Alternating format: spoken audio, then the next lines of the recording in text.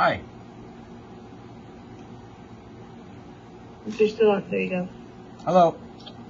How are you? All things considered, I'm still living. That's about the Okay. best that I could say. So I've been out for a few days. I'm trying to catch up. I know you had to appear last week, and you were in the Johnson County Jail. Is that right? That is correct. Okay. So what happened? What was the PFA violation? The accusation against me? Are you asking for just the details of, what occurred from my perspective? Yeah.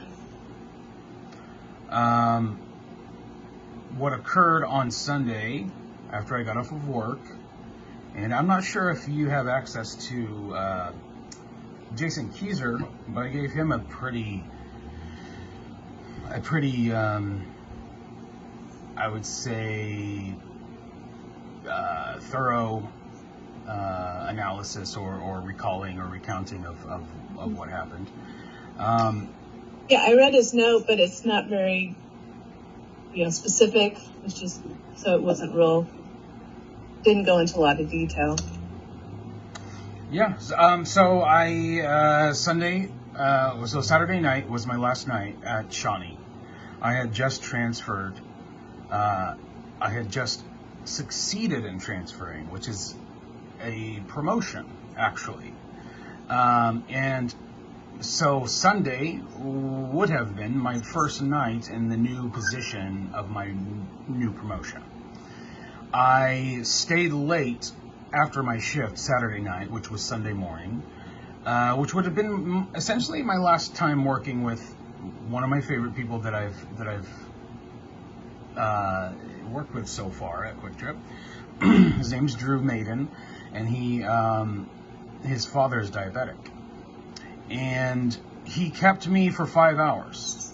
He was a little bit short staffed, and every single time I've been asked to stay late, I have been absolutely enthusiastic about doing so, because I'm absolutely enthusiastic about making enough money to pay for all of the, let's say, financial burdens that have been thrusted upon me as a consequence of the injustice that has been directed towards me. I was having so after, and this is the case every day, every single day.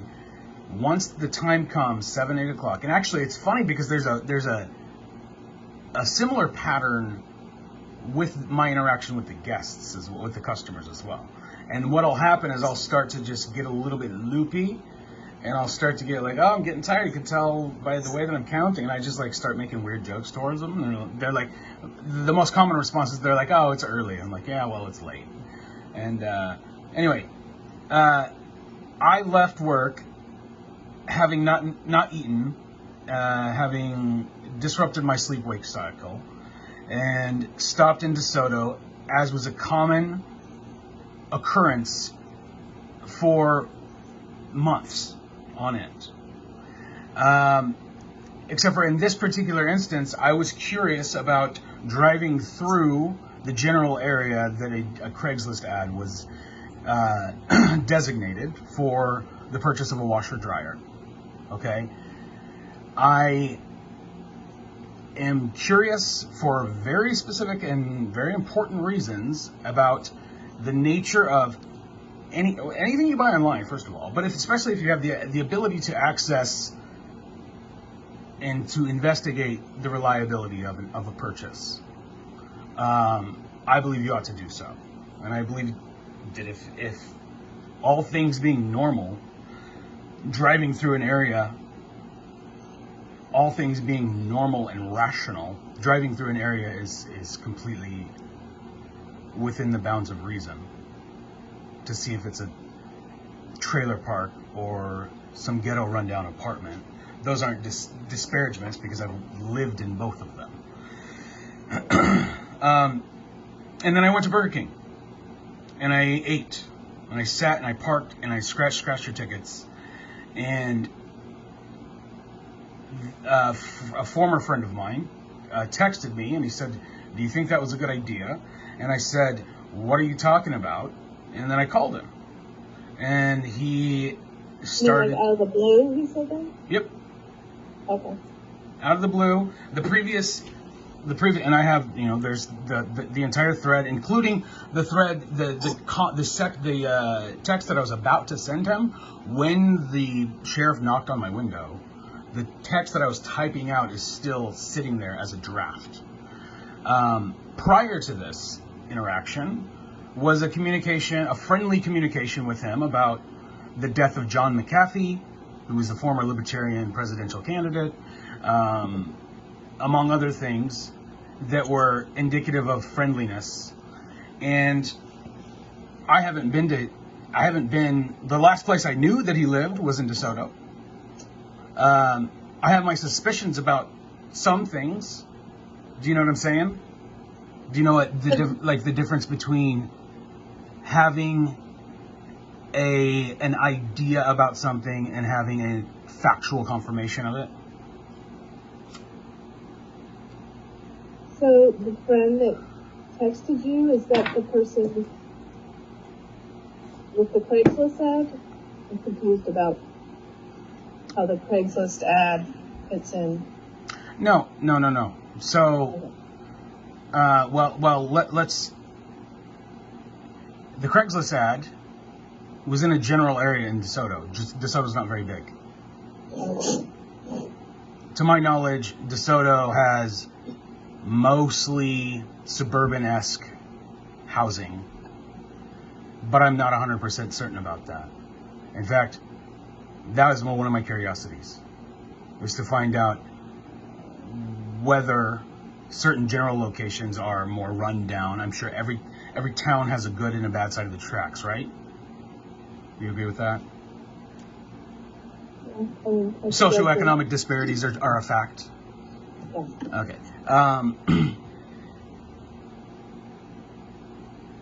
The person who participated in making the allegation against me asked me where I was on the phone. I said, I'm at Burger King eating a sandwich. What is this about? What are you talking to me about? And then a sheriff went to Burger King and arrested me. Okay.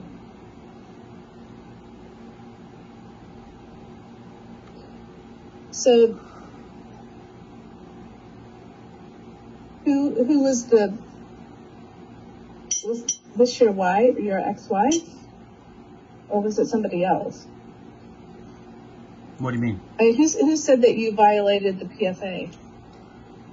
The person who the PFA was given. And is this your ex-wife? Ex-fiance. Ex-fiance? Okay. And she lives in DeSoto? I have no idea where she lives. She Okay. stated under oath during the hearing that she lives in Douglas County. Okay. And the PFA lists no address on it. Okay. Okay. That makes sense. So what were you told then by the police officer? The police officer said that I violated the PFA. Okay. Did he say how, or he just said you did? The allegation was that I drove down a street that I shouldn't have been driving down. Okay. In DeSoto.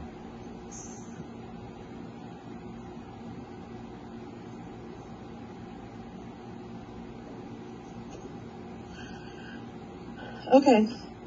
But you're saying that you didn't know where she lived, that it was I a coincidence? still don't know where she lives. I'm saying that I have no idea I am limited on so many things that can be known, and that is absolutely, emphatically one of them. That's the primary motivation of why it is that you even know who I am, is the fact that my children were kidnapped by my ex-fiance and continues to hold them captive in an unknowable location through the consort of the Douglas County District Court. They could be being tortured, psychologically abused. There's any number of things that they could be subjected to, possibly heinous things.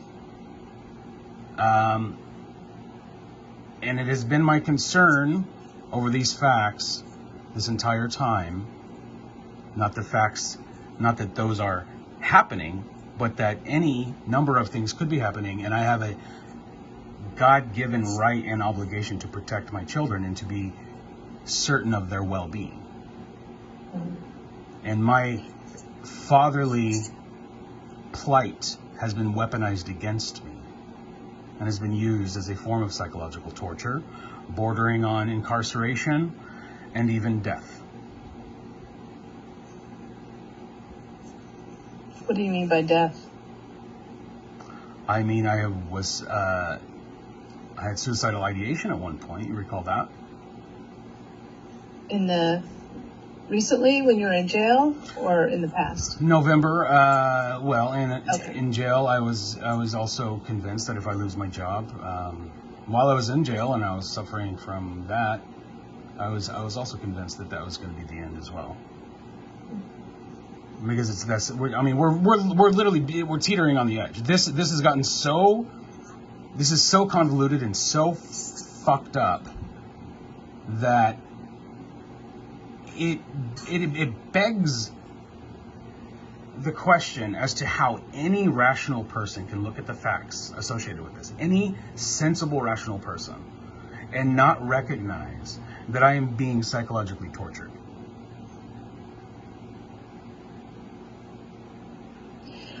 Are you still able to have visits with your children? We're going to find out. I don't know what's going to happen tomorrow. Another part of that is, you can maybe possibly regard it as a paranoid delusion, but based on what you said, you weren't at the court last Thursday? No, I was on vacation. So you and Jolene both were, but both of whom, we were both out of town. Both of whom I have, and I hope nobody takes this the wrong way, I have a sort of unconditional positive regard for.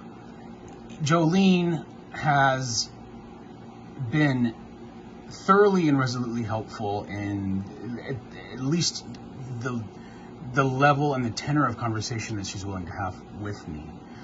And yourself, I mean, as far as, this is our second time having a one-on-one conversation, and as far as I can tell, there's no reason to suspect malice from yourself, as far as I can tell. But as far as everything else goes, the judge literally threatened to have me arrested for pending charges, that some of which are felonies.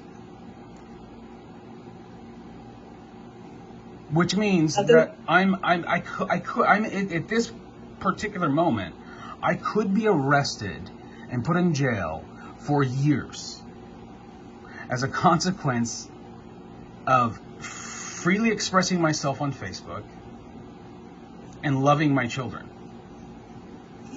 and nothing else. So you said that she could have you arrested for pending charges. You mean these pending charges or something else? What the judge threatened against me? Mm-hmm. The initial allegation, because my ex-fiance and this is evidence, this is patently obvious evidence, my ex-fiance filed blackmail charges. She reported me for blackmail before she filed the PFA. So the allegations in the PFA were, I'm afraid of him, yada yada, I'm afraid for my children, etc., etc. Here's a political piece of art that has nothing to do with this. Here are some other things that he said that are relative to his political positions that have nothing to do with this. Here is a list of things, none of which are an actual threat of harm against me. Please have him arrested, or please have this PFA served on him. The judge didn't look at it, signed it, and then it was continued for 8 months without trial, which is against the Constitution. That's how my children were kidnapped.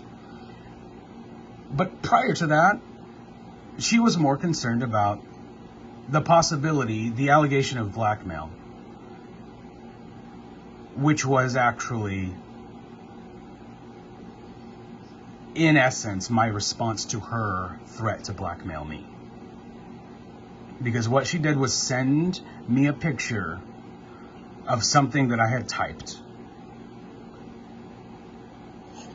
And the implication associated with sending that picture, followed by what she did, which was kidnap my children, was that I need to seek psychological help or else I'm never going to see my children again. And that's what ended up happening. That's what ended up, the blackmail was not regarded as a legitimate form of blackmail. I do not have any legal counsel. I have no way of defending myself except for by myself, which as a lawyer, I think I've done a substantially better job than the people who call themselves lawyers. And frankly, I don't mean to gloat, and I'm hoping this is just between me and you, but I don't know that that's the case.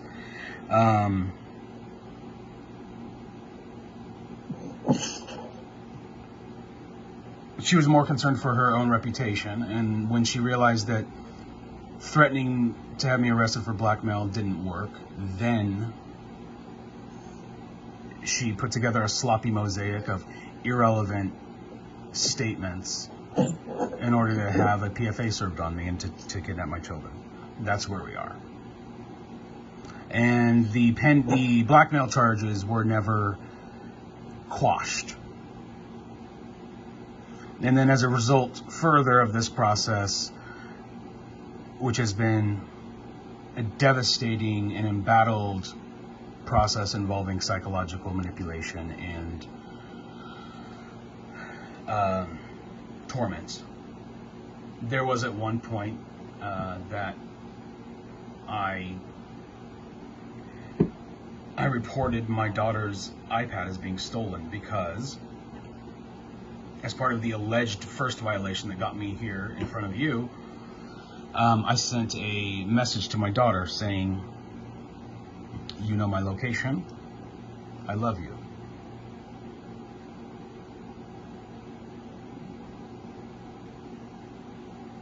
And so Judge Sally Picorni is holding that as well. I don't know what other charges they may or may not construe. But my that's another charge. They could. I mean, here's the thing, Sharon. What is the blackmail charge? Is that an actual charge or? No, it was a report. Okay. So we're talking about police reports, and then the possibility of pressing charges. So there's a statute of limitations, all that stuff, right? Oh, okay. They can hold on to it for 5 years. So what does that report say? Which one, the blackmail one? Yeah. Mm-hmm. It essentially says that I blackmailed her for, I have no idea. It just says blackmail because I have evidence of her that dispels the lies that she's told, the slander, lies, and libel that she's committed against me over the past 2 years, saying that the reason that we broke up was that I was abusive, when in fact it was that she was engaged in infidelity. Okay.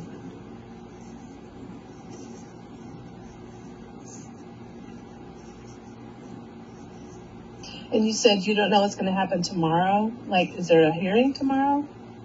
Or... Did I say that? No, you said, I asked you if you were still able to see your children or have visits, and you said, I'm not sure what's going to happen tomorrow. So does that just mean, like, I don't know what's going to happen tomorrow in general? Or I guess I heard that maybe you'll find out tomorrow.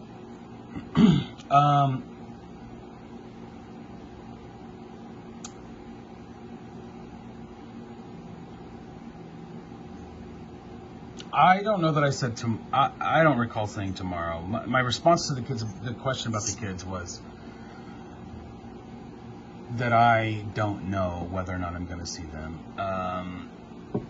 I guess as far as going to see Jolene.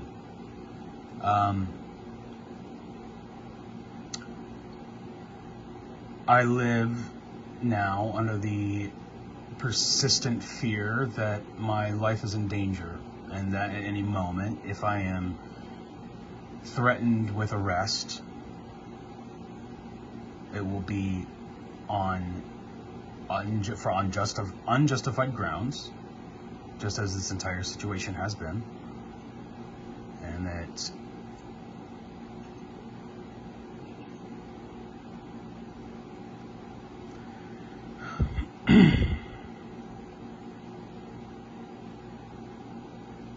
it's not okay.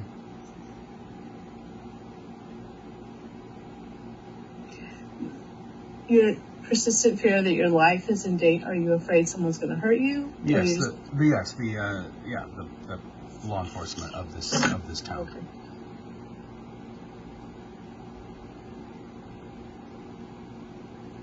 And the people who control them.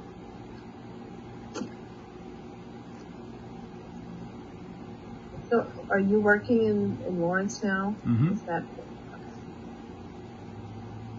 But you didn't lose your job. You still have it. Yeah, barely. Did you miss your first day? Is that what happened? Yep, I missed my first day. And this morning I have yet another conversation pertaining to the shackle that's on the electronic shackle that's on my ankle. Okay, so you were put on GPS. Mm-hmm. So, what did you tell your employer about that? I told him I'm the subject of a legal and judicial conspiracy. And if he wants to have a conversation with his boss, we can all sit down together and talk about it, because we can discuss the case, we can discuss the facts, and hell, maybe, just maybe, Quick Trip has some freedom fighters within the institution who would be willing to pony up some money for a lawyer to get all of this rectified. Who knows? At the end of the day, this has to stop. It has to stop. It's not going to end well. It just won't. It's not going to. I have no other way of saying that. How do you think it's going to end? Unwell.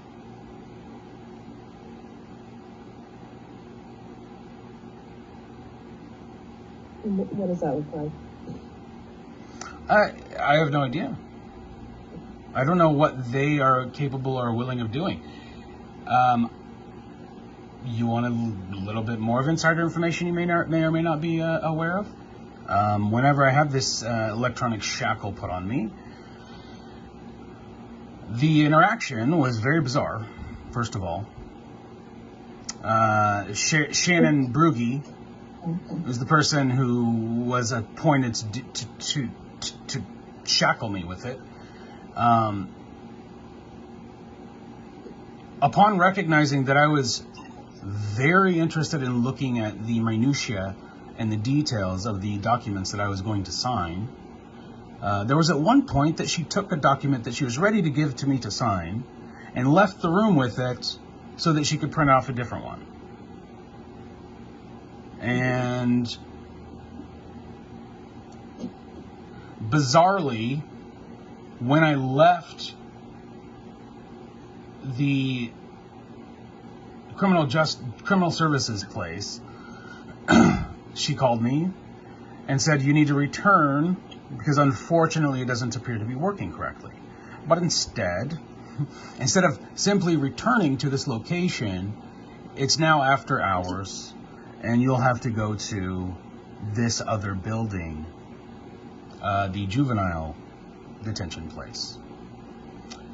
And they will fix the device for you. And upon doing this, again, I was terrified. I entered a dark building alone in the midst of what appears to be the furtherance of this insanity upon me. And so I paid very close attention to what was happening. And Jake, from my perspective, the person who fixed the strap in order to make it work correctly, replaced the device itself. And how I knew this was whether that I watched him. I simply watched him put a different device on me. And then when I got home, I realized that that the device he took had the battery attached to it, and when I came home, I didn't have a battery anymore. But then I found a battery. I found the battery, or a battery, at the base of my stairs, sitting on top of my shoes that I wasn't wearing. And yesterday, I came home, my door was unlocked.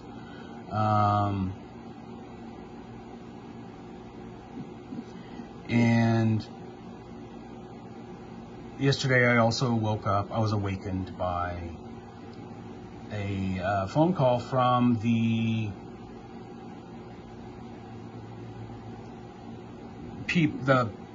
house arrest monitoring people.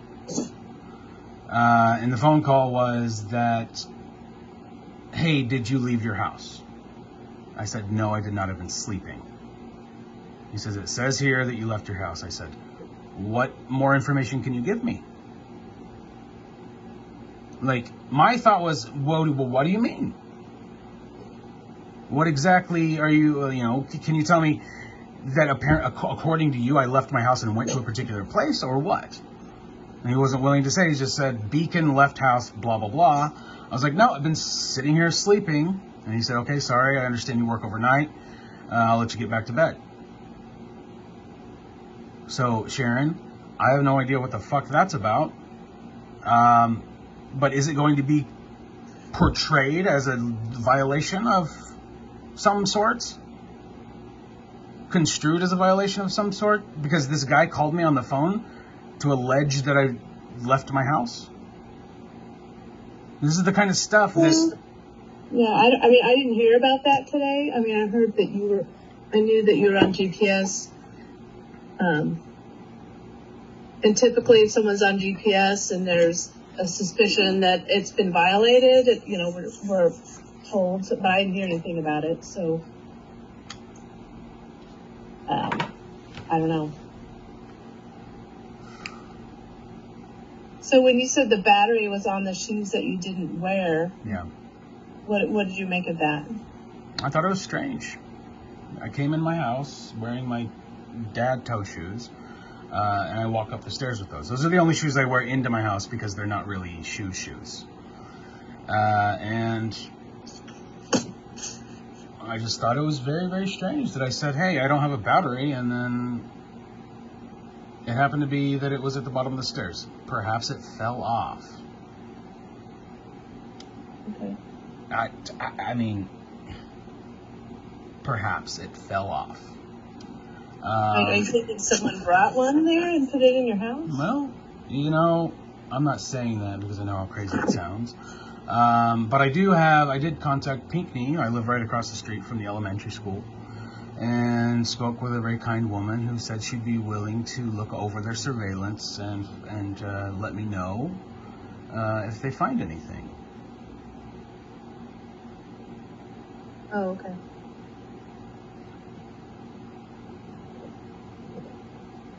You mean the school?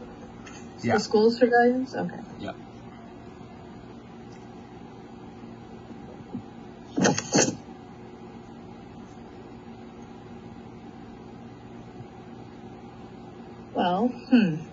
So what do you think at this point?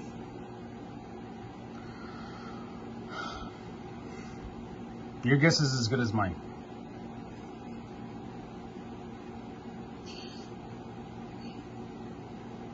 Well, Or it's better just than, kind of, because you're in a better position. well, I mean, this situation is because it's hard to say what's going on. Well, and so, if you know, I can't say one way or the other. And you're not It's interested. not for us to decide what's the truth here. Are you? Well, that's absolutely correct. What the truth is what the facts bear out, and there's evidence that points to the facts. So, would you be willing to look over the facts, the evidence? I mean, I have the evidence according to you. No, the evidence is not subjective. If you know what I'm saying. I mean, what you're telling me is the evidence. I don't know. You know, I haven't been really privy to anything else than what was in a brief report and then what you're telling me. Right, but there's the compilation of events has documentation, and there's a whole slew of documentation that is related to this ongoing saga. And I'm asking you if you'd be willing to look it over. Oh, yeah, I would be willing to look it over. How would we go about doing that?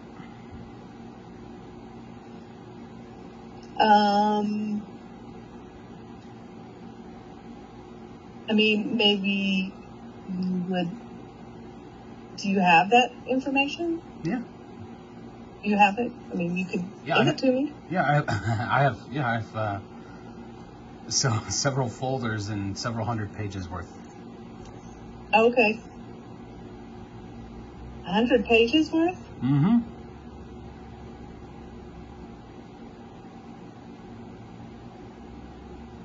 Well, legal documents, because I was advocating for. I'm a pro se litigant in this case.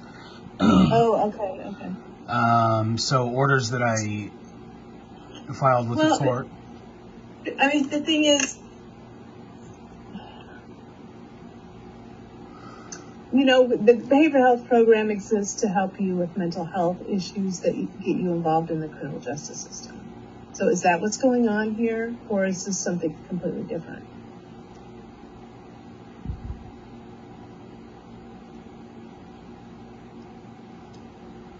The ultimate question is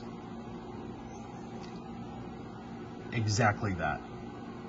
Because if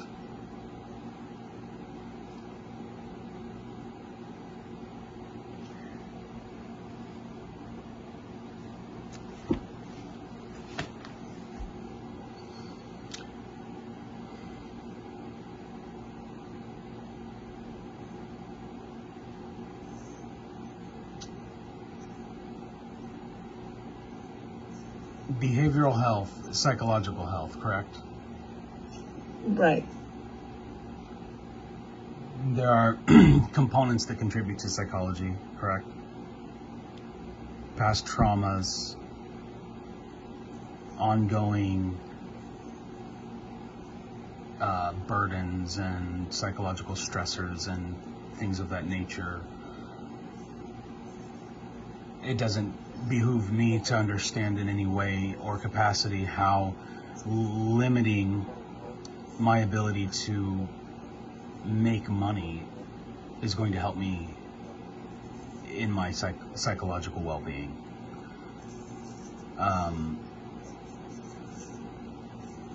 What do you mean limiting your ability to make money? I'm not allowed to stay late at work. You're not allowed to stay late at work?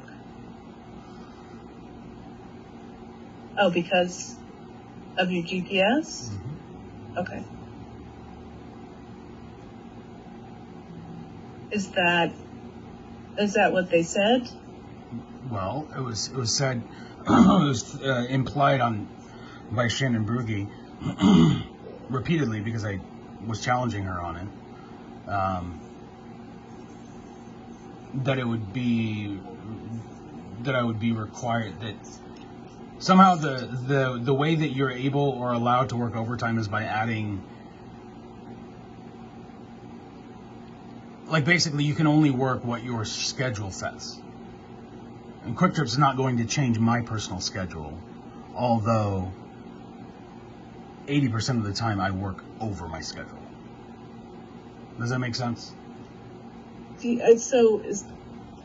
When you work overtime, how much in advance do you know, or is it just, hey, stay late tonight? It's literally on the fly. Like every opportunity to make extra money at Quick Trip is on the fly, and it's usually it's either day of, you stay late for an extra hour or two to help out in the morning or put up the order, etc. Or can you cover this shift on your day off?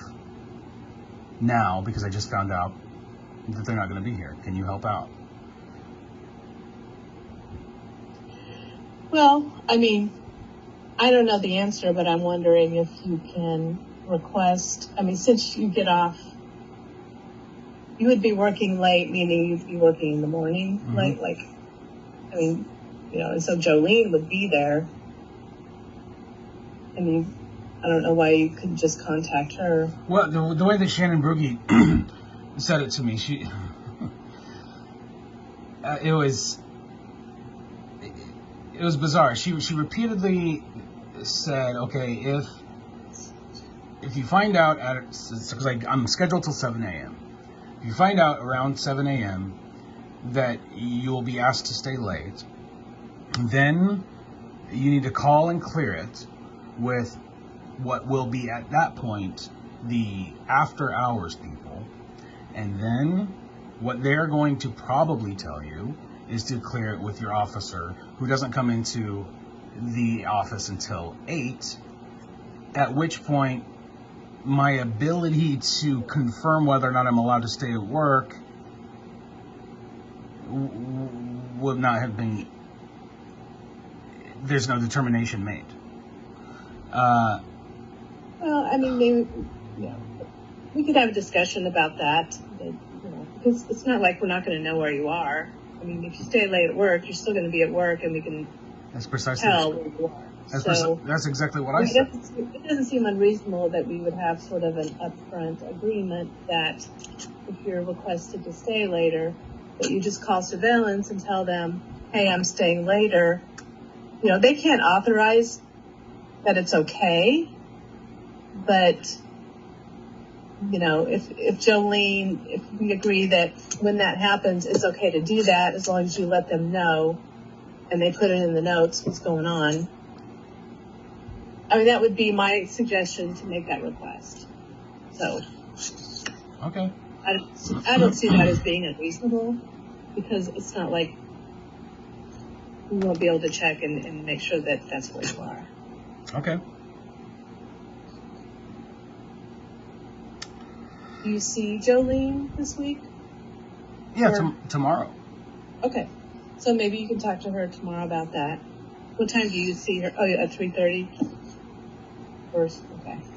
So I'll send her an email that we had this conversation, just to see what she thinks. And she might not be able to approve it tomorrow, but maybe.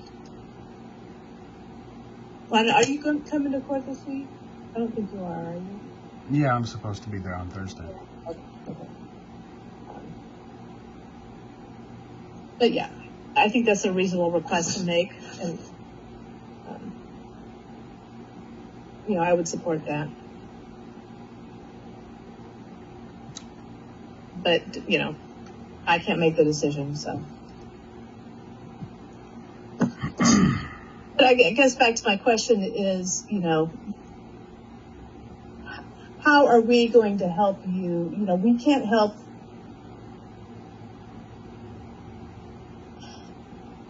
the situation as it is.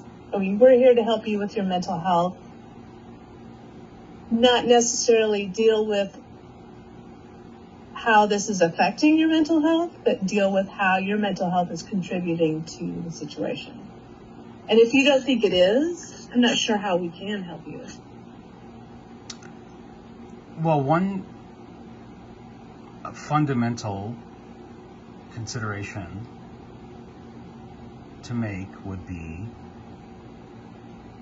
to consider with a degree of empathy how my biological circumstances in dealing with a chronic illness contributes to psychological occurrences.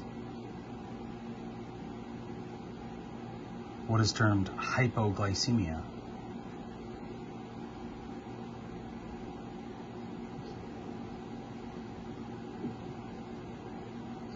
Well, yeah, I mean, I think that any treatment approach is going to take into consideration physical health issues that may be contributing factors. But, you know, again, how is all that contributing to the situation?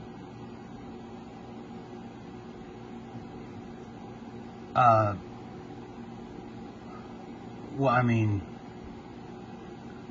so suppose,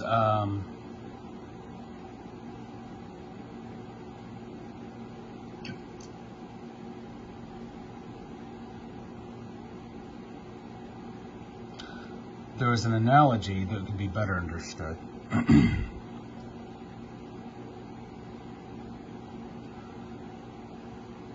Suppose a person has a chronic illness, and it is an illness for which they take a medication. The person with the chronic illness X must take medication Y in order to live and to stay alive. When the person takes the medication, there are other circumstances which contribute to the efficacy of the medication.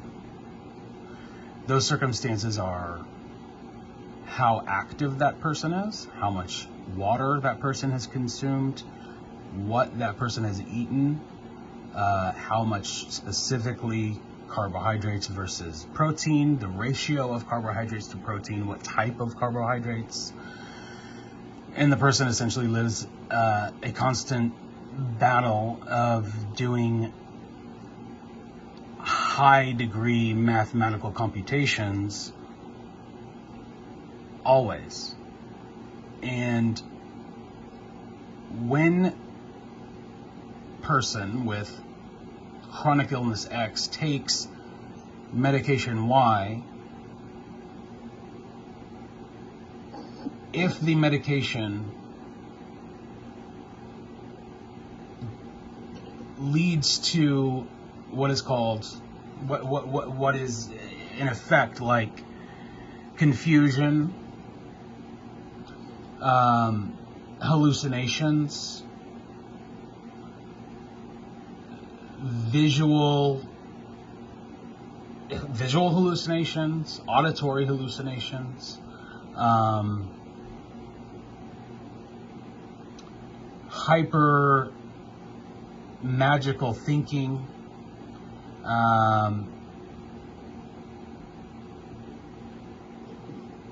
we go from there. I mean, that is the situation.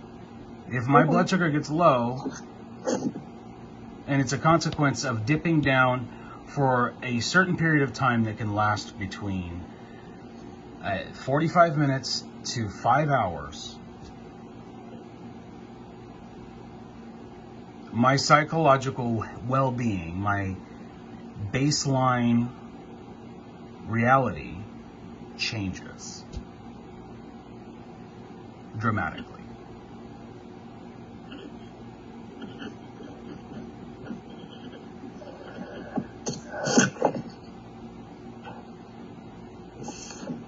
Okay, so your belief is that you are being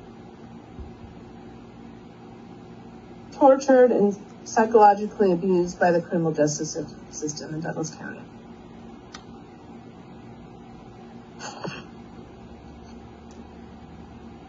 It appears that way by at the very least the way that the facts have borne out.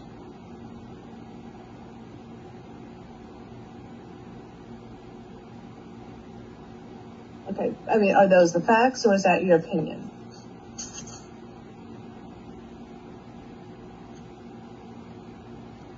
I tried my hardest to form an opinion based on irrefutable facts. And what are the facts that is forming this opinion?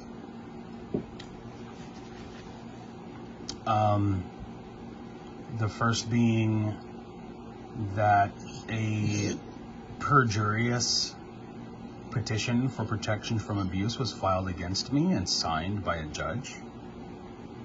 The second being that perjurious claim was not litigated, was not allowed to be litigated for over 8 months. That's a starting point.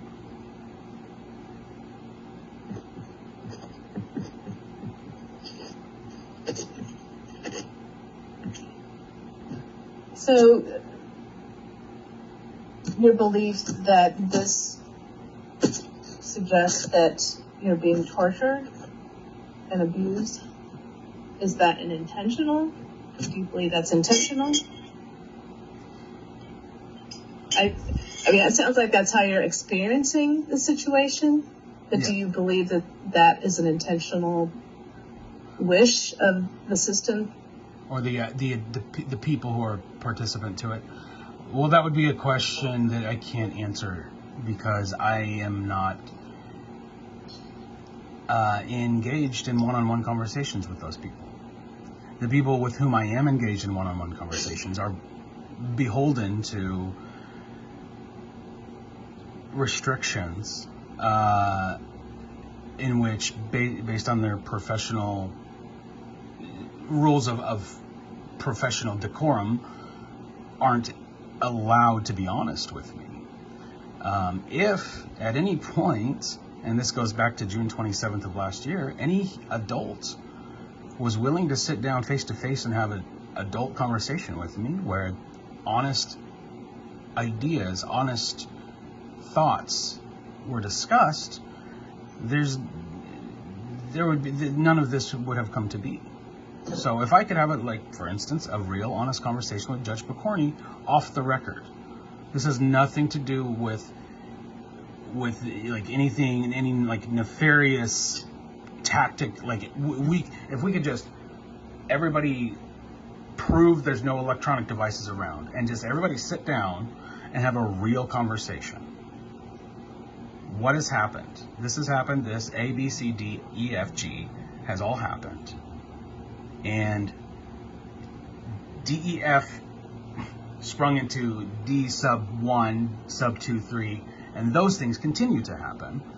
And here I am now with an electronic monitoring device on my ankle, and I also happen to be a local pariah with political views that are very outspoken and disagreeable. Not even wholly fundamental or static political views either. I just happen to have an artifice and an expression and a means by which I convey some of those views for the purposes of fighting the good fight against censorship and the suppression of free expression. I would never one-on-one, face-to-face, have or say some crass perspective with a person whose facial, whose personality and identity that I would be corresponding and interacting with. Okay? But the fact of the matter is that thoughts are written down and can be written down. And human history is rife with all kinds of ideas being written down. It's the fundamental basis of civilization, is mythology. Well, I don't think that the judge is going to be able to sit down with you one-on-one off the record. I mean, that's just not, I you know. understand. So, but I can, I can talk you through some of these things, and it doesn't have to be, in court.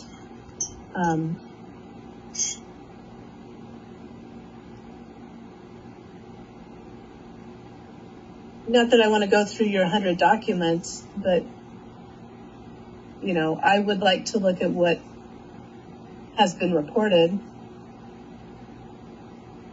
Okay. And go from there.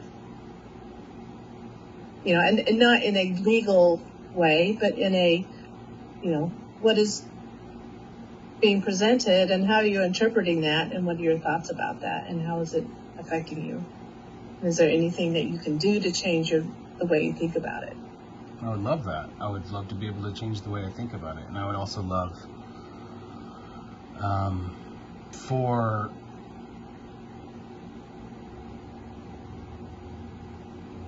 the way that my thoughts about it are changed to be motivated by true good intentions of others. Because if my interpretation is, let's say, fallacious and problematic, based on the thought that malevolence is the motivating factor of those making decisions against me, but it doesn't happen to be the case, I would love to have my mind changed on that. And that's has always been the way. Are you open to that possibility that isn't the case? What of what of that? It's not malevolent. Are you open to that possibility that? Well, yeah, I'm open to any possibility. I'm a free thinker. Okay. I call myself a Gnostic anarchist, which means I literally can change my mind on a dime. And it's somewhat, it might be regarded as impulsive behavior, but I don't act on thoughts. I allow them to flourish and I contend with them. And if there's a worthwhile thought, then it is contended with, and it can be brought out from the sub unconscious realm of human experience and dealt with. And there's a lot of things that are really, really troubling us right now that I see glistening below the surface that I think that we should have public conversations about, because I don't have my mind made up, but I do think that collectively, in order for the health of society, that we should start to make up our minds about some of these things collectively, not individually. Well, and I don't necessarily want to get into discussions about that. I just want to focus on what's going on with your situation. Okay. And just as a, let's aside, like an asterisk to that, it does involve those things. Because if I wasn't, let's say, a devout individualist who doesn't believe that in racialism, meaning that I grew up, all the people that I know, the color of their skin, the shade of tan that they happen to be, has no contributing factor to who they are as a person, and never has, and it's bizarre to me. So there's that, and then there's also, things regarding just basic human history and sexuality and why we're here and how we came to be and all that stuff. So, it's just, anyway.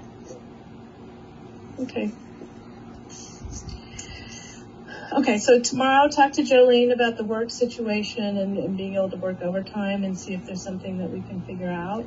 Okay. It's 17 hours. Sorry, that Siri tells me I have military time, and she tells me on the hour what time it is. Oh, I see. Okay. And then do you want to, I think you are meeting with Jolene, or not Jolene, but Jessica once a week. I was every 2 or 3 weeks, but I don't know what this changes Okay. now. I don't know how far set Well- back I am. Do I get phased down? I don't know. I mean, I think if we were going to do that, you would have been told last week. So, what are you in phase 2 or 3? 3. 3. Okay. Well, why don't we just go ahead and meet next week, and just kind of decide. I mean, if we're going to kind of work through this, it might be better to meet weekly, but, I don't want to infringe on your work, and you also need to kind of work on this as well, so. Yeah, and this time, as I was telling Jessica and Andrea, this time, because of my sleep schedule, this sort of afternoonish. If you want to let me know, I'm more privy to just based on what you know about my schedule. I will do what you want. You know what I'm saying? Like, okay. Well, how about if we just do again Monday, but could we do 3:30? Yeah. Okay. We'll just do 3:30, and then that will probably be easier for me, and I can get out of here reasonable time. Okay, so we'll just plan on meeting again on the 9th at 3:30, and then I'll email Jolene and let her know you're going to be talking to her about that. And then I'm not sure if you're going to have to appear Thursday or not, so I guess Jolene will tell you. Okay. Okay. Thank Anything you. else? No, that's all. Okay. Do you work tonight? Yes. Okay. All right. Take care. Have a good day. Bye. Bye.